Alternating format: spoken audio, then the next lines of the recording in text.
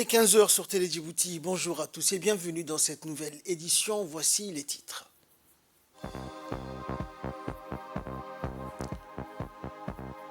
À Dikil, la marche communautaire dédiée à l'unité et à la cohésion sociale donc pour clôturer la semaine de l'unité qui a eu lieu dans la région du Dikil. Et concernant les relations de partenariat entre la RDC et la Chine, Félix Tshisekedi et Xi Jinping renforcent leur partenariat. Voilà pour les titres, bonjour à tous. La République de Djibouti a été désignée par les Nations Unies comme point névralgique des opérations de transfert du pétrole de FSO Safer échoué au large des côtes yéménites vers un super pétrolier appartenant à l'Organisation mondiale. Dans une course contre la montre, des actions internationales sont engagées donc pour éviter une catastrophe environnementale majeure. C'est ainsi que plusieurs membres du gouvernement, conduits par le ministre des Affaires étrangères et de la coopération internationale, porte-parole du gouvernement, et les représentants des organisations des Nations Unies donc, se sont rendus sur le site. Le FSO Safer, un super pétrolier en état de décomposition rapide, ancré au large de la côte de la mer Rouge au Yémen, menace de se briser à tout moment, risquant ainsi de provoquer une marée noire dévastatrice ou une explosion catastrophique. Laissé à l'abandon depuis 2015 en raison des troubles régionaux, le FSO Safer contient actuellement entre 140 000 et 160 000 métriques de pétrole brut.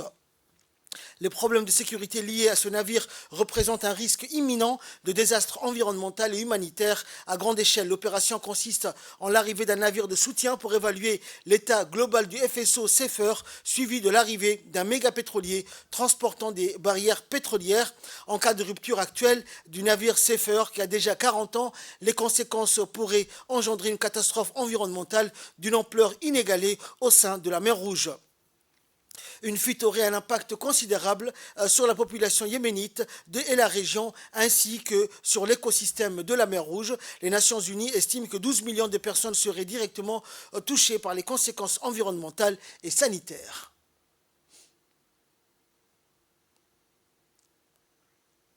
Écoutons pour plus de précision l'intervention du chef de la diplomatie djiboutienne, porte-parole du gouvernement. Aujourd'hui, nous sommes sur le bateau Endeavour, qui est la plateforme qui permettra donc de contrôler les opérations de pompage du pétrole brut qui se trouve sur le bateau Safer. Et je rappelle que ce bateau se trouve au large de Hodeida. Donc il y a 2 ou 3 bateaux qui vont travailler sur ça. L'Endeavour où on était sera la plateforme de coordination. Le petit bateau derrière, le IDT Lyon, sera le bateau d'approvisionnement. Il y a un bateau qui s'appelle le Nautica où le pétrole brut va être pompé donc, dans ce bateau-là qui s'appelle le Nautica. Je crois qu'il est important de comprendre le sérieux et la complexité de cette opération. C'est un pétrolier qui contient à peu près 1 140 000 barils de pétrole. S'il y a la moindre fuite, la moindre catastrophe, c'est toute la région qui sera affectée. Sur le plan environnemental et écologique, sur le plan économique, sur le plan du transport maritime, tout sera perturbé. D'où l'importance de cette opération. Et je crois que Djibouti a été instrumentale, elle a été centrale dans la facilitation de ces opérations. D'abord le plaidoyer, nous avons été l'un des premiers pays à avoir fait les plaidoyers pour cette opération. Deuxièmement, nous avons offert nos installations, nos infrastructures. Troisièmement, nous pilotons avec nos amis des Nations Unies, les sociétés contractantes, cette opération de sauvetage. Donc c'est tout bénéfice pour tout le monde et je crois que c'est une œuvre qui, si elle n'est pas faite aujourd'hui, risque d'avoir des conséquences désastreuses sur l'économie mondiale. D'où, encore une fois, l'importance de la place de Djibouti. Et cela n'est que tout bénéfice pour Djibouti qui gagne en visibilité, qui gagne en crédibilité et respect à travers le monde. Dans l'actualité également, dans l'optique de promouvoir la lecture et l'écriture chez les jeunes, le CDC d'Al-Hiba a organisé hier après-midi en son sein une rencontre littéraire avec comme invité l'écrivain avéré dans le domaine, le poète docteur Cheikh Mouata, auteur du dernier recueil de poésie intitulé Faille, et Moussa Suleiman Obsiye, auteur du livre Oralité, littérature. Sans plus tarder, les auteurs ont pris le plaisir de se présenter aux jeunes présents qui ne cachaient point l'engouement de cette rencontre aussi intéressante qu'enrichissante. Il était question ici de discuter sur des thématiques diverses pour insuffler aux jeunes le désir et le courage d'agir pour réussir dans la vie, et cela en apprenant plus sur leur culture et par conséquent le promouvoir. La culture est par essence même ce qui définit l'être humain, ce qui le caractérise et par-dessus tout ce par quoi l'homme peut s'identifier. Les deux auteurs ont par la suite bercé le public des jeunes soucieux d'avancer et apporter un changement pour la République par le rythme convaincant et leur voix dans leur présentation de leurs ouvrages qui, selon eux, les inciteront à non seulement s'exprimer ou faire preuve d'une volonté, mais aussi d'agir. Pas seulement pour écrire, mais aussi pour voyager, pour partager. Celui qui lit voyage même tout en restant chez lui, dans son pays. Donc c'est une ouverture sur le monde. Écoutons également l'intervention des auteurs donc présents lors de cette journée. De la lecture, c'est comme disait le jeune, il faut d'abord lire. Et une fois qu'on a lu un certain nombre de livres et qu'on a vraiment installé son vocabulaire, sa grammaire, son orthographe, ça suffit toujours pas. Ça fait pas toujours de vous un auteur.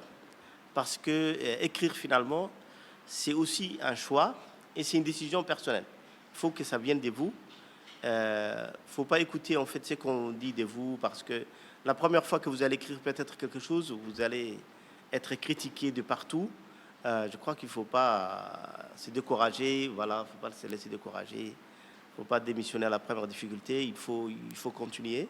Et peut-être un jour, il y a beaucoup d'auteurs en fait qui sont comme ça. Tout à l'heure, Dr Chim nous parlait d'un président français, mais en fait, il ne faut pas oublier, il y a des grands auteurs africains dont on a refusé la publication au départ. On n'a pas accepté leur publication parce qu'on pensait qu'ils n'écrivaient pas en bon français ou qu'ils n'avaient pas le niveau, alors que c'était complètement faux. D'accord ? Et ces auteurs-là, dont l'avenir, se sont révélés comme des très grands auteurs. Et puis, il y a cet auteur, Amadou Kourouma, qui avait aussi des difficultés parce qu'il y avait trop de culture, de sa culture, dans son ouvrage, alors qu'il écrivait parfaitement en français. D'accord ? Donc, les Français pensaient que peut-être la langue, oui, ce n'est pas une langue normative ou ce n'est pas conforme à la norme. Dans l'actualité aussi, une mobilisation monstre a eu lieu ce matin dans la ville de Dikil pour la marche de l'unité organisée dans le cadre des activités de la semaine du Festival de l'unité par le conseil régional en collaboration avec la préfecture de la ville de Dikil. La société civile dikiloise venue de toutes les localités qui composent cette région s'est mobilisée fortement à cette marche dédiée à l'unité. Une foule dense donc composée de hauts dignitaires, le ministre délégué à la décentralisation, le ministre des infrastructures et d'équipement, le ministre de l'Environnement et le ministre du Commerce, le président des régions de l'intérieur, le président de la commune de Boulaos, le chef du cabinet de la présidence, l'ambassadrice de la France à Djibouti, ainsi que la société civile des 4 régions et de la capitale s'est massée donc sur la route de la place du marché afin de commencer la marche de l'unité. La ferveur des participants était palpable et le cortège, après une longue marche, s'est retrouvé sur la place de l'Indépendance située devant le siège de la préfecture du chef-lieu de la région de Dikil. La marche est clôturée par une visite des stands d'une exposition artisanale des régions de l'intérieur devant la préfecture.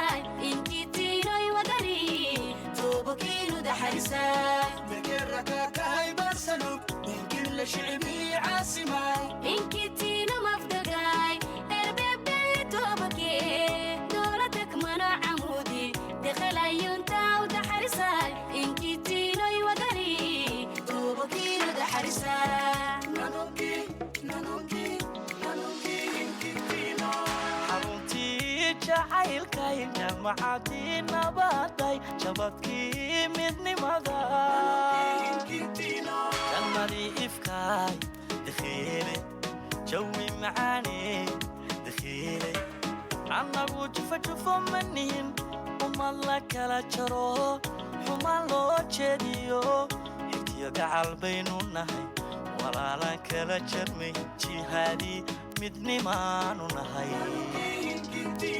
jannadii ifkaay dakhiile jawi macaaney dakhiile annagu jufajufo manihin umad la kala jaro xumaan loo jeediyo xidiyo gacal baynu nahay walaalaan kala jarmay jihaadii midnimaanu nahay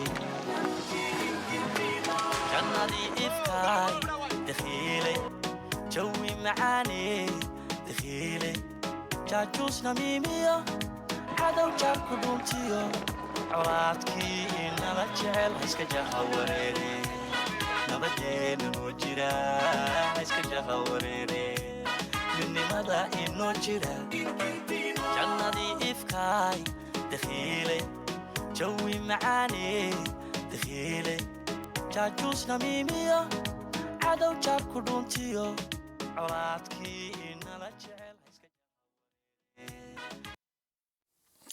Dans le cadre de la mise en place du processus de l'économie bleue dans la région de l'IGAD, le ministère de l'Environnement et du Développement durable, en collaboration avec l'autorité intergouvernementale pour le développement, l'IGAD, a clôturé donc au Sheraton Hotel un atelier de validation et d'adoption de la stratégie nationale de l'économie bleue qui a débuté le 23 mai à Arta.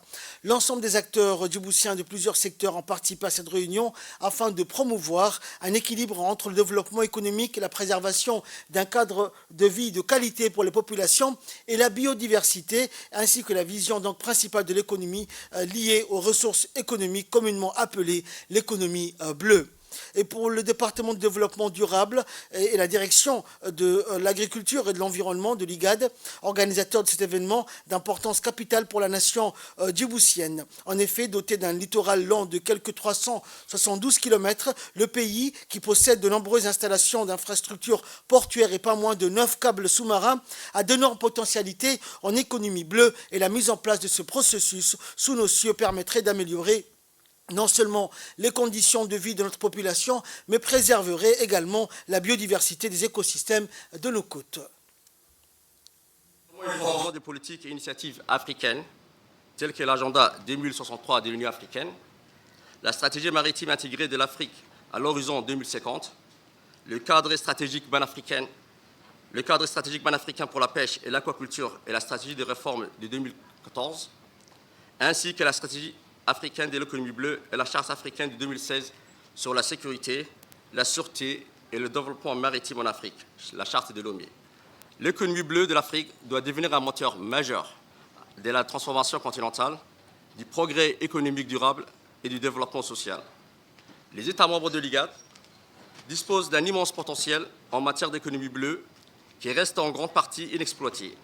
Les secteurs traditionnels tels que la pêche, le tourisme, l'extraction minière et le transport maritime et fluvial démontrent des capacités de développement significatives. Et cet atelier revêt pour nous une grande importance du fait du rang de priorité élevé que nous accordons à la gestion saine et à la coordination efficace de l'aide dans le cadre de la mise en œuvre de la stratégie de développement du gouvernement. C'est ce qu'a précisé le secrétaire général du ministère de l'Environnement et du Développement durable que je vous propose d'écouter.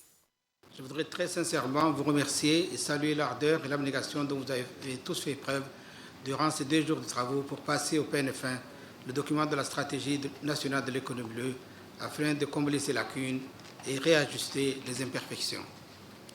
Votre participation active, la pertinence de vos analyses et toutes vos suggestions ont permis d'aboutir à un document stratégique consolidé et cohérent dans son ensemble. Je peux vous assurer que j'ai suivi les débats avec beaucoup d'intérêt et je ne suis pas surpris de la pertinence et de la qualité des recommandations qui viennent d'être présentées et amendées par l'ensemble des participants. Mesdames et messieurs, je terminerai mon allocution en réitérant à vous tous mes sincères remerciements pour votre participation active à cet atelier. En ayant vous tous à nos côtés, nous avons toutes les raisons de croire en l'aboutissement de notre lutte pour un développement durable. Sur ce, je déclare clos l'atelier de validation de la stratégie nationale de l'économie bleue. Un atelier national sur la mise en œuvre de l'accord sur la facilitation des échanges de l'Organisation mondiale du commerce, suivi d'un lancement du comité national sur la facilitation des échanges. Donc, c'est tenu durant 3 jours à Tadjoura, à l'hôtel Gadilé Resort notamment. Cet atelier s'inscrit dans le cadre du programme de facilitation du commerce financé par l'Agence française de développement, l'AFD, déléguée à l'Union européenne et mise en œuvre par Trademark Africa. L'atelier a regroupé les parties prenantes nationales du ministère du Commerce, du ministère du Transport, du ministère de la Santé, du ministère de l'Agriculture, de la Douane, du DPCS, du DPCR et du ministère de l'Intérieur. L'atelier est animé par Madame Providence, directrice des opérations de douane rwandaise, pour partager l'expérience donc de mise en œuvre et qui est présidée par Hassan Aden Shehem, directeur du commerce extérieur et de l'intégration régionale. Le lancement du CNFE est présidé par le secrétaire général du ministère du Commerce et du Tourisme, Ali Daoud, et du secrétaire général du ministère de l'Économie et des Finances, Abdelazar Idriss Ahmed, et de la représentante de Trademark Africa, Madame Joycine.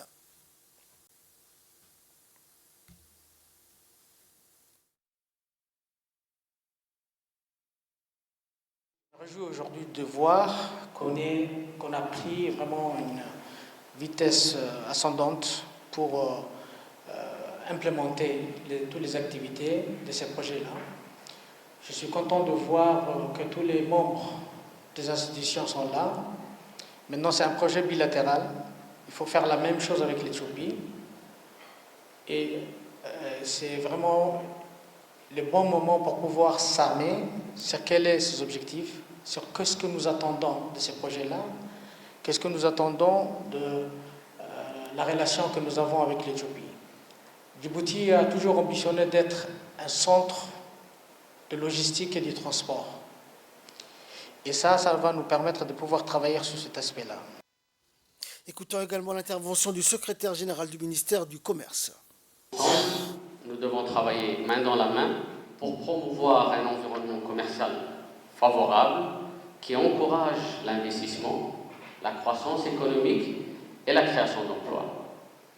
Mesdames et messieurs, vous l'aurez compris, la facilitation des échanges est un élément clé pour l'atteinte des objectifs stratégiques de notre pays, comme l'a souligné mon collègue le secrétaire général, car elle réduit les obstacles administratifs et améliore l'efficacité et la performance de nos corridors. Car, comme vous l'avez compris, il s'agit aujourd'hui de travailler dans une dynamique de corridor.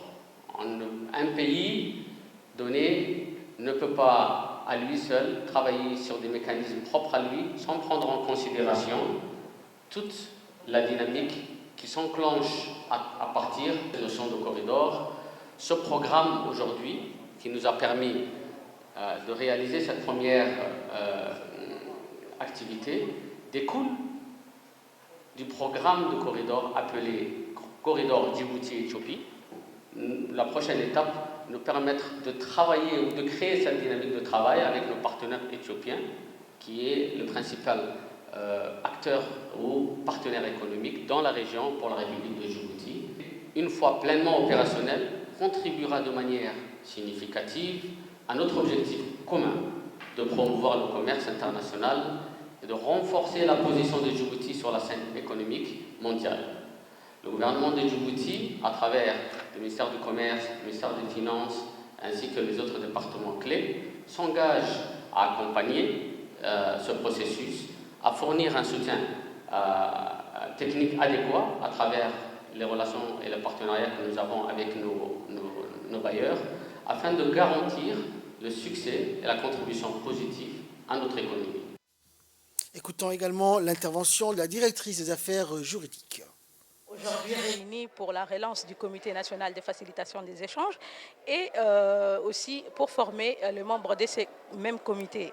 Nous avons appris tout au long de ces semaines sur l'accord de facilitation des échanges, l'accord de facilitation des échanges qui est le premier accord commercial multilatéral qui est entré en vigueur depuis l'établissement de l'OMC, c'est-à-dire en février 2017. Cet accord comporte trois grandes sections. Et il porte essentiellement sur la facilitation du commerce au niveau des frontières et sur la circulation rapide des marchandises. C'est-à-dire que la première section de cet accord porte sur la facilitation des marchandises, c'est-à-dire le dédouanement, le mal-levé, les marchandises en transit.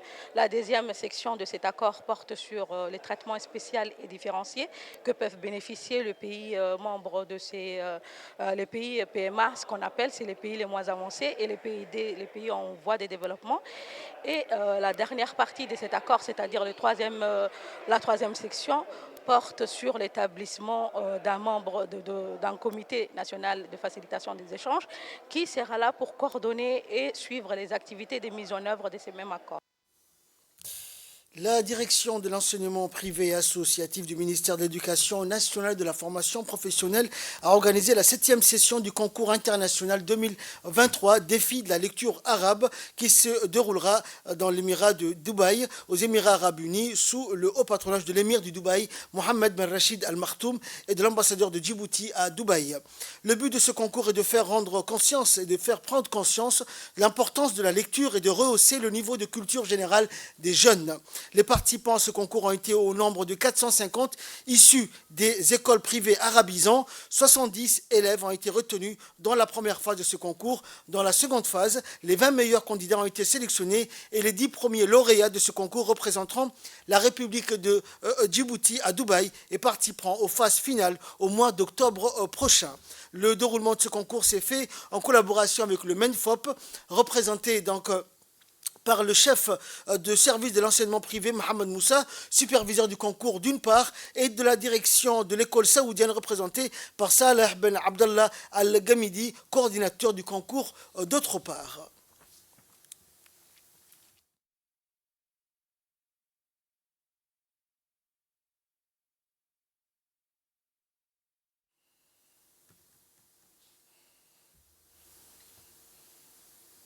Sous l'égide du secrétariat d'État au sport, l'Agence nationale pour la promotion des sports a organisé ce matin au stade Gouled un atelier sur la valorisation de la pratique des différents jeux et sports traditionnels. Dispensé par les experts, le conseil technique du ministère du Travail et le conseil technique du secrétariat d'État au sport, l'objectif de cet atelier portait sur l'apprentissage et la sensibilisation aux jeunes à l'importance de ces jeux et de leur héritage culturel. Ces activités sont un héritage précieux transmis de génération en génération. Cependant, avec l'avènement des technologies modernes, ces activités ont été négligées et carrément oubliées pour certains. Les participants ont appris les règles des différents jeux traditionnels tels que la Bouddha, Riekadalis, le Ko'so, le Boub et bien d'autres. Les jeunes ont également été encouragés à donner leur avis sur l'importance de la pratique des sports traditionnels dans la région et sur les moyens de le promouvoir auprès des jeunes générations. Outre les experts, l'atelier a vu la participation du directeur général de l'ANPS, Mohamed Ali Omar, et plusieurs autres responsables de l'agence. Les sports traditionnels nationaux djiboutiens. Ces jeux traditionnels ont été déjà valorisés, ont été déjà initiés l'année dernière. Les championnats ont été déjà organisés l'année dernière. Cette année, c'est la continuité. Cette année, c'est le renforcement de ce qui a été fait l'année dernière par le secrétariat d'État au sport, par son Excellence M. Hassan Mohamed Kamil, et son équipe, les directeurs des sports, et les directeurs des départements concernés, le stade Gouled, etc. etc. Aujourd'hui, j'ai pris part avec plaisir, et c'était aussi un honneur pour moi d'y avoir participé à cet atelier portant sur les jeux et les sports traditionnels que les autorités nationales comptent renforcer et promouvoir. C'est une bonne chose, nous les soutenons. Et il nous appartient à nous tous de valoriser nos valeurs culturelles, nos traditions, dont les jeux et les sports font partie. Écoutons également l'intervention du directeur général de l'Agence nationale pour la promotion du sport. Une immense joie et un grand plaisir d'être parmi vous, toutes réunies à la salle de réunion du Stade Gouled pour une réunion de concertation et de préparation entre les responsables du secrétaire d'État et les présidents des associations du mouvement sportif des quartiers dans le cadre de l'organisation des activités sportives et jeux de loisirs pendant la période estivale. Comme à l'accoutumée, la Réunion, le tournoi d'été débute chaque année au mois de juillet, après celui du 27 juin, semaine des activités. Fort du succès de la dernière édition, qui a drainé plusieurs centaines de jeunes environ dans la capitale et dans les 5 régions de l'intérieur, les membres de la commission d'organisation et de la préparation des ateliers d'été se félicitent du renouvellement de l'expérience incluant le jeu traditionnel de la société civile et d'organiser une série de formations, une série d'ateliers, formations techniques aux associations et mouvements sportifs des quartiers de la capitale et des régions de l'intérieur. Comme vous le savez, l'objectif de l'introduction de jeux traditionnels à côté des activités sportives consiste les sauvegardes et la promotion de jeux et sports traditionnels qui permet la construction des ponts entre les âges et les cultures. Il favorise la compréhension des pratiques culturelles, sociétales, sportives, contemporaines et anticipe les révolutions futures. Cette noble initiative, lancée l'année dernière par le ministre ou le secrétaire d'État chargé du sport, conformément à la politique générale du chef de l'État, M. Ismaël Merguele, vise à promouvoir la sauvegarde et le développement des jeux et sports traditionnels. Le département des sports mettra à la disposition des associations et des mouvements de la société les moyens nécessaires pour le déroulement de cet important rassemblement des sportifs de haut niveau. En sport, toujours, le stade Goulet a abrité hier vendredi 2 grandes rencontres de tennis de table de demi-finale par équipe entre la Garde-Côte et l'OMD. La rencontre qui a duré plus de 2 heures avait un niveau de match très serré. Les 2 équipes ont montré chacun leur potentiel. À la fin, l'équipe de la Garde-Côte a battu l'équipe de l'OMD par 3-1 et s'est qualifiée pour la finale pour affronter l'équipe de la Gendarmerie. Et le tournoi régional organisé dans notre pays a servi de leçon et d'expérience pour nos athlètes et ont progressé donc énormément. La fédération mobilisée pour ces demi-finales, les arbitres de haut niveau, Abbas et Lula, étaient également présents, l'ensemble du comité directeur ainsi que des représentants des 2 équipes.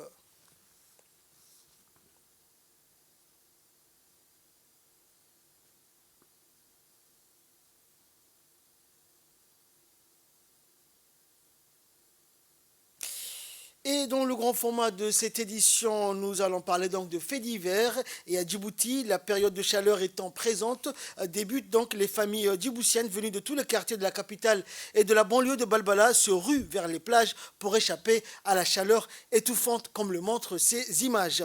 Tôt dans la matinée, des familles entières se déplacent vers les plages, comme la plage de la Siesta, la plage Carré ou encore la plage du Héran pour un moment de détente et pour se soulager de la chaleur qui commence avec la période d'été.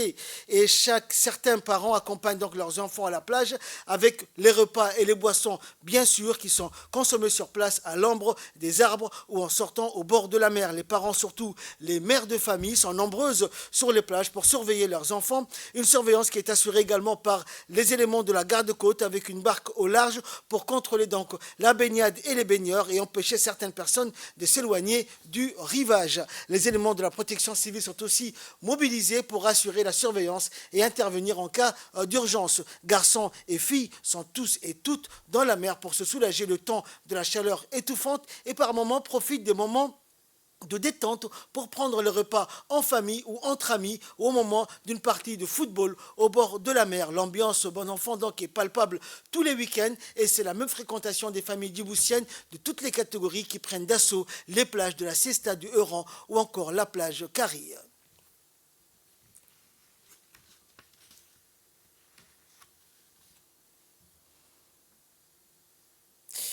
Et l'actualité régionale à présent, les États-Unis ont déploré ce week-end des violations de cessez-le-feu au Soudan. Ils appellent l'armée et les paramilitaires à respecter une trêve entrée en vigueur lundi dernier. Le président américain Joe Biden a signé début mai un décret renforçant les pouvoirs de sanction du gouvernement américain contre les individus qui menacent la paix, la sécurité et la stabilité du Soudan, qui sapent la transition démocratique, qui utilisent la violence contre les civils et qui commettent des graves violations des droits humains. Aujourd'hui, l'armée et les paramilitaires qui se disputent le pouvoir au Soudan se sont mutuellement accusés de rompre une trêve négociée par des médiateurs américains et saoudiens. La guerre qui a éclaté le 15 avril a fait plus de 1800 morts selon l'ONG ACLED, plus d'1 million de déplacés et plus de 300 000 réfugiés selon l'ONU. Et en nouvelle africaine, toujours, la Chine et la République démocratique du Congo vont renforcer leur partenariat. C'est ce qu'a déclaré hier le ministère chinois des Affaires étrangères au moment où les deux pays négociaient des contrats miniers pour les réserves minérales de la RDC. Cette première visite d'État en Chine du président de la RDC, Félix Tshisekedi, est la dernière en date d'une série d'échanges diplomatiques entre Pékin et les pays africains. M. Tshisekedi et son homologue chinois Xi Jinping ont annoncé hier qu'ils relevaient la relation bilatérale d'un partenariat stratégique de coopération gagnant-gagnant à un partenariat de coopération stratégique global, selon un communiqué du ministère chinois des Affaires étrangères. Le grand pays d'Afrique centrale est un important exportateur de cuivre, d'uranium et de cobalt, un ingrédient clé des batteries pour des appareils destinés à la consommation. C'est tout pour cette édition. Merci à vous de nous avoir suivis.